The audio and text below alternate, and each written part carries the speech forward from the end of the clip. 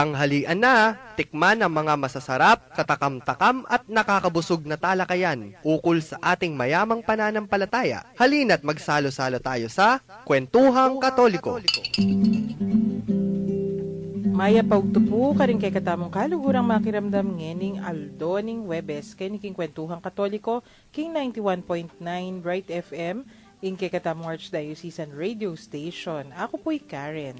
Ako naman po, si Tita Doris. Ayan, kasama niyo po ulit ako dahil si Ma'am Karen ay alone pa ngayong oras na to. Oh, ayan. Yes. Kaya kailangan akong sumama para hindi na siya mag-isa. Ayan. Parang topic natin for today, yung mga lonely na nagpapanggap na hindi naman nagpapanggap. Akala natin hindi lonely, yung mga... Ano ba, ang term pretending to be... Hindi siguro pretending kasi mamaya sabihin natin ha. Sige.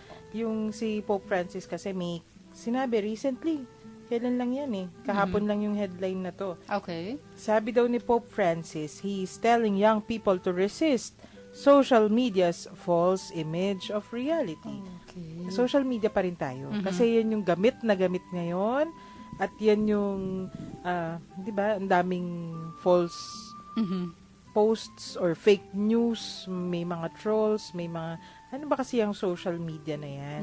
So, mula last week, dinidiscuss na natin, pisasabihan nila Miss Doris nung nanula rening social media. So, may Facebook, may Instagram, may Twitter, may Snapchat, iba-iba yan, Tumblr, kung ano-ano. Pero, yun nga, may sinasabi si Pope Francis, bilin-bilinan niya. Kasi, World Youth Day recently Ano ba yung World Youth Day? Every how many years lang yan? Pero yung years na hindi ginaganap sa different countries, ginaganap yan sa Roma. So, every year may World Youth Day. Hindi nga lang iniikot every year. So, nung nagtipon-tipon ang mga kabataan sa Roma, ang sabi ni Pope Francis, amanwa na po ka rin kay katamong kayanakan. Resist. Ano yung resist? Kailangan kalabanin ang false image of reality portrayed by social media and reality TV and take charge of their own destiny. Ganda niyan. Pag hinimay mo, pag tiningnan mo yung article lang, ikli Pero feeling ko kahit isang linggo, hindi tayo matatapos pag hinimay-himay Kasi lalim. Ang lalim. Ano ba yung sinasabi niya? Ano ba yung false image of reality? Pag sinabi mo yun kasi, may katotohanan. Pero may false image of reality. Pwede ba yung maskara na lang? Pwede. May pwede maskara. Rin, maskara, no? Oo. Kasi parang hindi talaga yung totoong-totoo.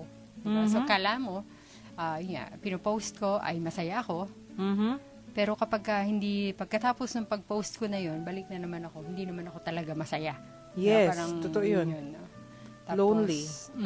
Tapos yung, pinopost ko, madami akong magagandang laruan. Yung ganyan, no? Pero, hindi naman pala umaandar yung mga laruan ko na yun. Ano ka, 3-year-old? Hindi. Sabihin kasi nga, doon sa mga bata. Diba? Yung baka ganun yung makalakihan nila. Kasi, parang, eto kasi yung diba? So, yung classmate ko nag-post ng ganito. So, ako din. Yun. So, hindi na yung realidad. Kasi sabi ng nanay mo, anak, huwag mo nang gagamitin niya kasi hindi mo naman niya napapakinabangan Diba? Doon ka na lang sa yung laruan mo na ganito. Kaso gusto mo in ka, kasama ng mga kaklase mo. So, yung hindi masyadong totoo yung nandun sa, para sikat ka rin. In ka rin. Pero yun nga, yun ba talaga ang totoo?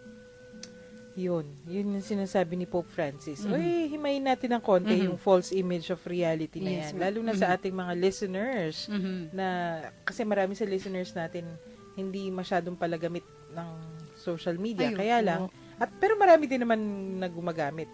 Nagko-comment nga, mini-message ako sa Facebook. Tsaka ma'am, kasali ako doon sa sinabi yung hindi masyado sa social media.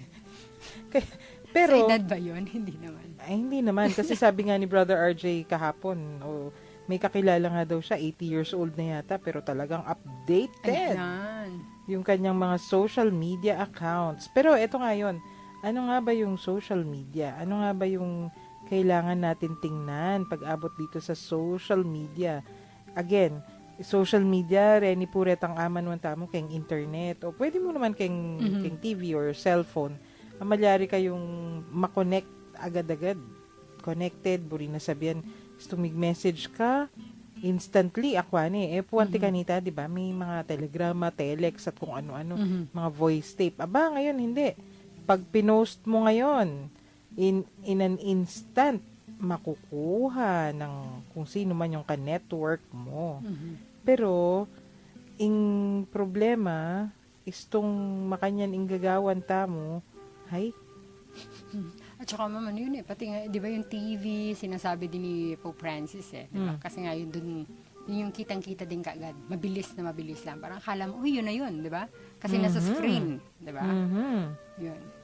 So, yun yung ating kailangan himayin sa araw na ito. Kasi, Miss Dors, istong may linawin social media, wari, may epekto na pala yan. Yung sabi nga ng ating lola last week, pag yung tablet, ginagamit ng mga apo ko, sabi niya, pag tumahimik sila, tuwang-tuwa ako. May iba palang Iba pala yung effect, no? Iba pala yung epekto.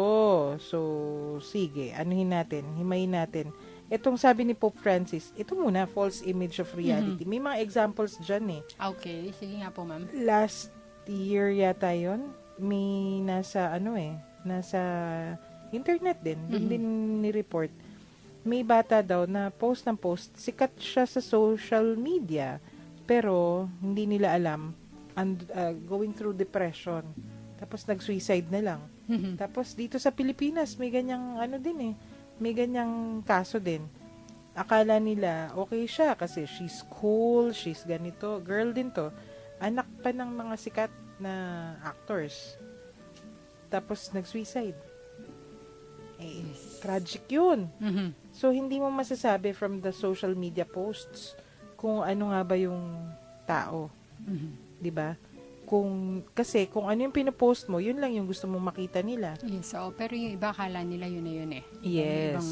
Yung iba nakakakita, nakakabasa, nakakabrowse ng kanilang pinost. Wow, di ba? Ganyan yung, wow, ang galing, di ba? Yan. Kasi, sa bagay, ano nga naman ba't mo ipopost yung kalungkutan mo? Ay, pero meron. Nagdadrama naman. Di ba? May mga ganyan din. Mga, 50 plus years old ka na, nagdadrama ka pa rin. Sa social media pa, pinapublic mo, di ba? Inaway ng kapitbahay, inaway ng asawa, or whoever. So, ipopost na yun. Kailangan ba naman yung pinupost? Pero, yung ano dito, yung epekto, skewed means may iisang anggulo lang yung pagkakita sa'yo ng mga nagbabasa pag ganyan. Pag pinupost mo, puro yung happy. So, kunyari, ako yung nagbabasa, ay, etong si Miss Doris, pag nagpo-post yan, napaka-glamorous, napaka-ganyan. Laging nasa party, laging nasa kung ano-anong okasyon. Ay, galing siguro. Ang saya ng buhay niya. Di mo alam, made up pala yung reality na yun. Parang yung mga artista din, di ba nung unang panahon, ganun din yung mga tingin natin sa mga artista. Kasi, pag napanood natin, yung mga movies nila, di ba, sikat, laging role niya, ay, sino ba yung ganyan? Mayaman laging role. Hindi alam, galing pala siya sa napaka-simple at actually, poor family. Kaya lang, maganda yung hitsura, mistisahin, syempre nabihisan na. So ganun, yung kung ano yung dati, yung false image of reality dati. Halos ganyan din ngayon. Kaya lang yung pinag-iba, kanita po deng artista ila mong malyaring makapagmakanyan. O nengeni, itamuhan malyari ta na basta tating kang social media accounts. Kasi paano yan? Dati artista lang yung may access sa TV or sa sine, 'di ba? Or radyo. Pag nasa radyo sila, yung projection ng boses, napaka-glamorous or kung ano man. Pero ngayon kasi tayong lahat, basta't may internet connection ka at may gadget, cellphone lang pwede na Yes, ma'am. Yun. Kasi nga dati, ala naman yan. Kaya maski si Pope ay talagang nag-warning na. Oo. O nung nakita ko nga to, sabi ko, hey, Si Pope Francis na yung nag-warning talaga nito. Tapos yun, social media at saka daw reality TV. Reality TV, yan yung mga, dati alam ko Survivor lang, tsaka kung ano yung mga games, di ba? Extra challenge, ganun. Fun pa yun kasi puro games na gagawin nila. Tapos, di ba, o-observe nila for how many days or 1 week. Alala ko nun si Paulo Bediones at si Miriam Kiambao. Yes, yan yung mga games. So yun, medyo harmless siguro yung dating. Pero nung yung mga reality TV, yan na yung mga they live together in one house. Tapos, pati yung mga interactions nila, nagkakatuwaan, nag-aaway, nagkakatampuhan, nagkakaligawan, lahat-lahat na lang naka-televise. Yes. Hindi na yata yun healthy kasi tapos pag tinelevise, yung nangyayari sa 1 linggo, nako-compress into 1 hour or something like that, di ba? So, yung mga nanonood, akala nila yung mga problema na sosolusyonan in in 1 hour. Yes. Ay, not so good. Pero, gayon pa man, Miss Doris, makanyan man po, para ka rin listeners, tamo, text yo po rin kay kayong questions, comments, o nung nanumang kutang o kwento yu, karening numbers tamo. At saka, kayo po gagamit kayong social media o itapuin kay katamong kutang. Ayan. Para po sa ating mga smart users, i-text nyo po kami sa 0918-351-8282. Para naman po sa mga Globe subscribers, 0915-954-1303. At para po sa Sun subscribers, 0923-231-4124. Ayan. Text your messages. Kaba pong pakirat po inkantang Lead Me Lord.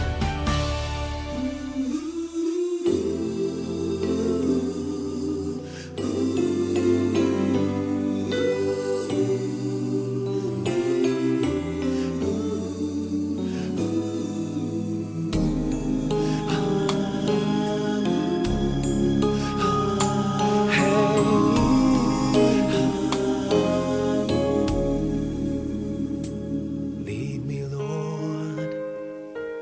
Lead me by the hand and help me face the rising sun. Comfort me through all the pain that life may bring.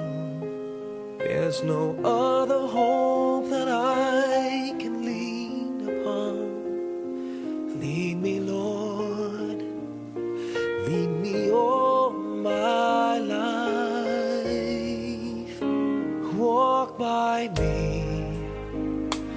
Walk by me across the lonely roads that I may face.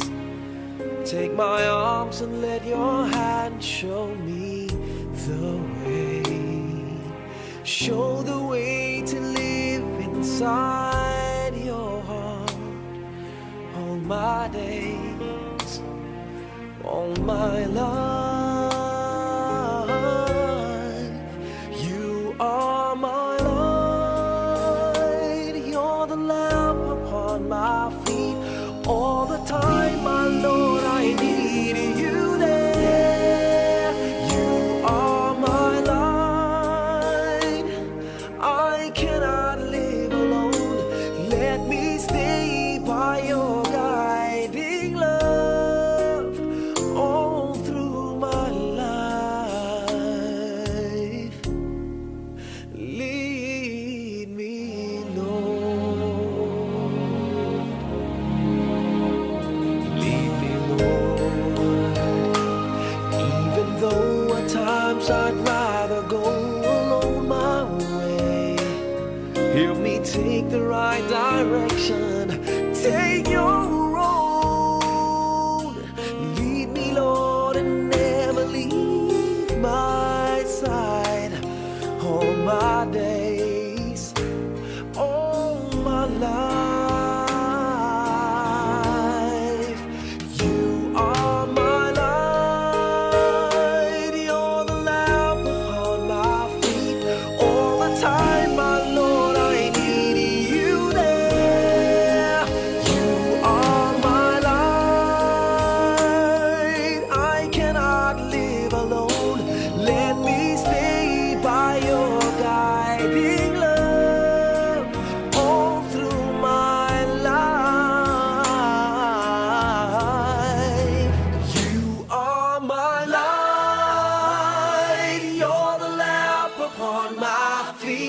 All the time, my Lord, I need you there.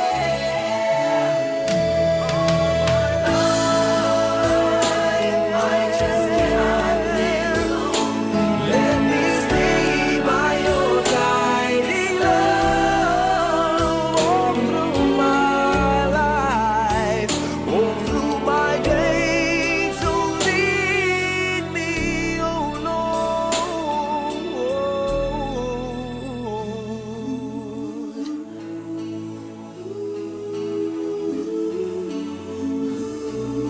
Lead me.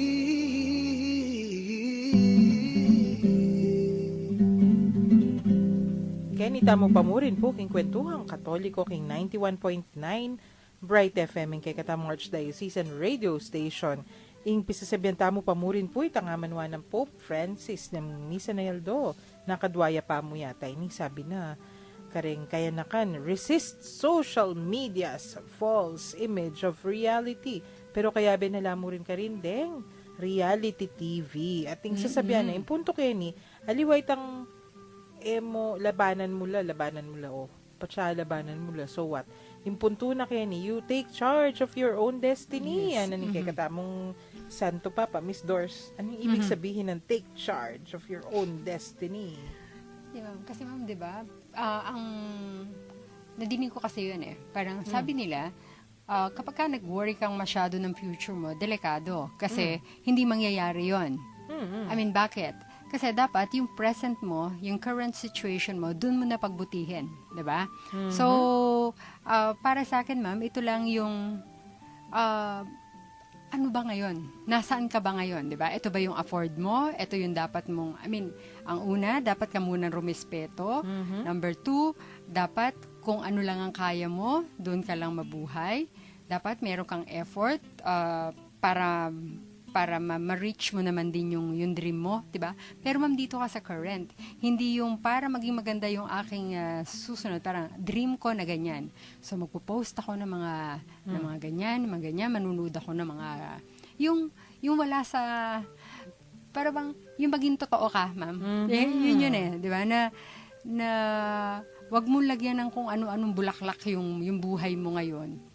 Para doon sa future mo or para doon sa nakikita mo na gusto mo, kundi you give your best now, di ba? Yung una, respect for everybody, for everything, di ba? Environment, elders, neighbors, di ba? Tapos kung ano yung meron kang gamit ngayon. So, yun yung pagbutihin mo. Tapos, well, kung gusto mo mag-post, yun pa rin yung i-post mo, di ba? Hindi yung may mga takip ng magaganda. Yeah, yun yun. Yun yung medyo may pretentious ka na. Oo, yun. Kasi, yun nga, sabi nga, yung ulitin ko, ma'am, no? Parang dahil sobrang worried ako sa future ko, hindi ko naiintindi or hindi ko naasikaso yung present ko. So, for me, ang sinasabi ni Pope is, tingnan mo yung ngayon, be careful, no? Kasi ang kailangan, yun nando ka sa realidad. Diba? At ayun yung magtuturo sa iyo ng iyong destiny, diba? If you're okay today, then your destiny will be bright also, parang yung, Bright FM. Sa akin naman, Bright FM talaga. Naku, nag-plugging pa si Miss Nurse. Pero sa akin, hindi po nga manuwa na kasi, take charge of your own destiny. Gusto masyado tamo kasing makapakat ka rin social media sites. Para ka rin lolang gagamit social media, parang magtataka sila. Bakit ka may influence? Yung sasabihin ko yun masyado kang influence kung naning malilyari. So, kung anong uso. Sa bagay, parang dati din yan. Kung sino yung artistang gumagamit ng ganito, ganyan, yung mga patalastas. Gusto natin laging katulad nila. Pero yun nga yung difference. Dati, TV lang at sine at mga artista sa mga magazine, di ba? May mga bumibili pa ng mga magazine na pang-artista. Yung mga sinusubaybayan yung mga buhay-buhay ng mga artista. Dati, yun lang yung mga outlet. Doon mo lang makikita. Ngayon, hindi Pati kapitbahay mo kung anong kinain niya for breakfast, makikita mo. Hindi dahil pinuntahan mo siya. Dahil pinost niya sa kanyang Facebook site. Ayun, kasi mas marami ma'am kasi ngayong kalaban eh. Di ba? Yun yan, maraming tukso, maraming ano sa paligid na. So, yun yan, ang tanong is, yun ba talaga yung Oo, yun ba yung reality? So, yung sinasabi ni Pope Francis, take charge of your own destiny. Ay, huwag kang magpapa-impluensya. Kahit ano pa yung pinost ng lahat ng mga kaibigan mo. Kung lahat sila pumunta ng Boracay for the summer, kailangan mo bang pumunta? At bakit kailangan? Afford mo ba? Afford mo ba? At kahit afford mo, Di ba? Dalawa yung afford dun eh. Pupunta ka dun, bawal sa'yo mag-travel ng malayo. Oo, Di ba? Yung mga ganun eh. yes. Parang, yun nga, tatanungin mo yung sarili mo. Talagang, ikaw ba yun? Kasi baka hindi na, nawawala na yung ano mo eh. Nawawala na yung identity mo dun. Kasi ibang identity na yung lalabas dun. Hindi na si Miss Karen or si Tita Doris. Yun. Di ba? Naku, nakakatuwa naman. Etong si Pope Francis talaga, yung kanyang mga sinasabi, reality na reality. Ito sabi niya, don't let yourselves be led astray by this false image of reality. Be the protagonists of your history. Decide your own future. Yun yung sabi mo kanina, Miss Doris, di ba? Yes, ma'am. Kasi nga naman, magugulat ka na nga lang kasi sa isang araw, ma'am, pagkising mo, hindi na ikaw yan. Baka nga pati yung kasama mo sa bahay, magsabi na, ikaw ba yung anak ko? Ikaw ba yung anak ko? Kasi, ikaw ba yung Karen? Di ba? Kasi nga, ayun, nabuhay ka na dun sa social media. Di ba? Na-influence ka ng masyado. Yan. Di ba? Yes. Yun nga, masyado kang influence. Parang lahat na lang ng ginagawa ng mga kaibigan mo. Gusto mo, gagawin mo rin. Nag-selfie siya sa tabing dagat. Gusto mo, may selfie ka rin sa tabing dagat. Di ba yung dati nauso yung mga jump shots? Lahat, naglulundagan-lundagan na. Yan, tama. Ma'am, nalala ko tuloy, meron kang senior na article, no? Eto, yung mag-asawa na, ito pwede itong magandang example sa discussion natin ngayon eh, no? Yes. Kasi, anong kwento doon, ma'am? Kasi ano sila, they're a very young couple. Young meaning siguro in their 20s sila. Tama ba? Gusto nila mag-travel around the world. So, nung nagta-travel sila around the world, syempre, pinapost nila yung pictures. Sa pag-post nila ng photos nila, nagiging sikat. Kasi nga naman, there's this nice young couple who's going around the world. They left their jobs. Ay, dream yan ng lahat. Yes, ma'am. Lalo na kung ayaw mo yung job mo. Di ba? Yes, Ay, I would like to enjoy the world and see kung saan-saan. Ay, nako, pag pumunta ka ng mga bundok, pumunta ka sa Europe, pagkakita mo ng mga ganito, ganyan-ganyan. Enjoy. At saka, iba yung benefits of traveling eh. Pag nagta-travel ka kasi, actually, ka rin may kakilala yung sarili mo. Ako, personal experience yan. At lahat ng mga kakilala kong nagta-travel for the first time, ganun. May alaga ako nun. Pumunta ng France for a study grant for a few weeks. Yes, ma'am. Pagbalik niya, iba na siya. Mas confident. Yes, mas alam niya kung ano yung kanyang gusto. Kasi when you go somewhere else na walang nakakakilala sa'yo, walang expectations, walang pretensions, you can do what you want to do. Mas makikilala mo talaga yung sarili mo na, gusto ko pala ng ganito. Ay, ayaw ko pala ng ganito. Hindi lang ako sumusunod kay mommy. Hindi lang ako sumusunod kung kani-kanino. This is what I really want. So, syempre, yung epekto nun, mas confident ka na. Yes, tama. Kaya pala. Meron ako several friends na ganyan. Na parang sabi ko, kasi sabi niya, dito ako ngayon, Doors. Tapos, ay, social ka. Siyempre, ang term ko, ay, social. Sabi ko ngayon kasi parang siyempre, magkakasama pa lang kami, hindi naman siya nakakarating doon, no? Tapos, yun kasi Doors yung outlet ko. Yun yung term. Yun yun. So, yun yung kaya yung sabi mo, ma'am, siguro, yung sa friend ko nga lang, pagka-feeling niya medyo nasa stress or na-pressure na siya. Ayun. Medyo, Babiyahe. Oo, babiyahe. May ganun din akong kaibigan. Yun yun. Tapos, pagbalik niya, feeling niya recharge nga siya. Oo. Diba? Yun yun. No? So, ito kayang couple na to. Yung couple na ganun yan. yung kanilang nasa isip dati or just for fun or may mga tao talagang gustong mag-travel around the world to see the world. Ayan. Kasi sabi nga nila, we only live once. Ayan. O, tapos ma'am, di ganun ang ginawa nila. Mhm. So, nakikita ngayon ng natin, di ba? Wow, ang galing. So, imagine, nag-resign para lang mag-travel. Oh, so pag ganun, iniisip mo, Afford. mayaman sila. Yes, oo. Eto na ngayon. Tapos, di ba, pagpasok pa, pag-post nila ng photos from all over the world, in costume pa kung minsan. Yes, oo. At Tapos, umaabot dun sa mga tuktok ng mga bundok na hindi inaabot ng marami. Pumupunta sa mga tourist sites na napupuntahan ng marami. Yung, di ba, yung napupuntahan ng marami, nandun sila. Hindi napupuntuhan ng marami, nandun din sila.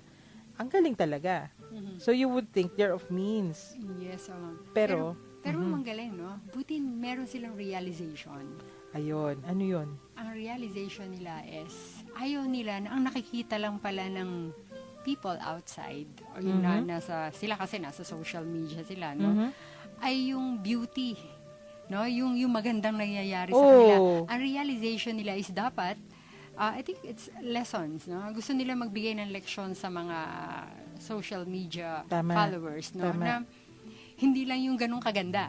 Hindi yung Tama. bed of roses. Oo. Kasi yung thorns doon ay, Mas marami. kasi ma'am, grabe pala ang kanilang ginagawa. Mhm. Ilang toilets na nalinis nila. Ilan ang, diba? Kasi ganito yan, Miss hard Doris. work.